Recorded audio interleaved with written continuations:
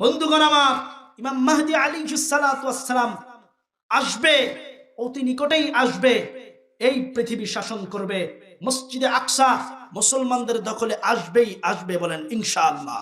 হে বাতিলের গোষ্ঠী শোনো, একদিন মুসলমান বাবরি মসজিদ দখল করবে, একদিন মুসলমান কাশ্মীর দখল করবে, একদিন মুসলমান যুক্তরাষ্ট্র দখল করবে।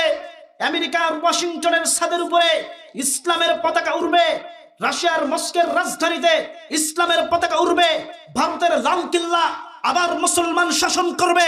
কোন বাতিলের গোষ্ঠী ইসলাম এবং আল্লাহ রাসূলের কোনোভাবেই অবমাননা করতে পারবে না, পারবে না, পারবে না। ইসলামের ছায়াতলে আসতে হবে। আল্লাহ এবং আল্লাহর রাসূলের ইবাদত বندگির মধ্যে জীবনকে সঁপে দিতে হবে। তাহলে নাই মুসলমানের জন্য আল্লাহর পক্ষ থেকে নিয়ামত আসবে, বরকত আসবে, সবকিছু আসবে। মুসলমানের রক্ত ঝরাইতে হবে, যে রক্ত আমার ফিলিস্তিনের মা বোনেরা, ছোট্ট ছোট্ট বাচ্চারা, যাদেরকে দেখলে চোখের পানি আটকানো চায় না।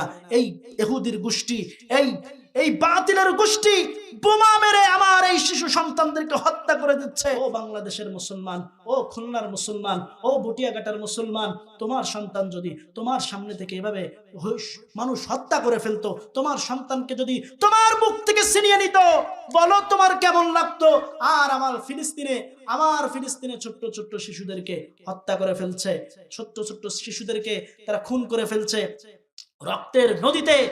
রক্তের নদীতে ফিলিস্তিনের মুসলমানরা রক্তের সাগরে ভাসতেছে। তোমার আমার ভিতরে সেই ঈমান নাই, তোমার আমার ভিতরে সেই দরদ নাই। আমরা জানি পারবো না 7 সমুদ্র 13 নদী পাড়ি দিয়ে ওই ফিলিস্তিনে গিয়ে তাদের সাথে শামিল হতে, কিন্তু আমরা যেটা পারবো সেটা করবো তো ইনশাআল্লাহ। বলেন সবাই, বলেন ইনশাআল্লাহ। ভাইরা আমার, ইউনিলিভারের কোনো পণ্য ব্যবহার করা যাবে না, ইউনিলিভারের কোনো পণ্য ব্যবহার করা যাবে না। যারা যুবক ভাইরা আছেন, ইউনিলিভার মানে লাক্স, ডাব, বিভিন্ন প্রকার, এগুলো আমরা ব্যবহার করব। ইহুদিরা তোমরা যতই লাফালাফি করো না কেন, যাই কিছু করো না কেন, মসজিদে আকসা একদিন ইসলামের দখলে আসবেই। অপেক্ষা করো সেই সোনালী দিনের। কারণ আলামিন বলেন সুবহানাল্লাযী আসরা বিআবদিহি লাইলাম মিনাল মাসজিদিল হারাম ইলাল মাসজিদিল আকসাল্লাযী বারাকনা হাওলাহু লিনুরিয়াহু মিন আয়াতিনা ইন্নাহু হুয়াস সামিউল বাসীর। বলেন আল্লাহু আকবার।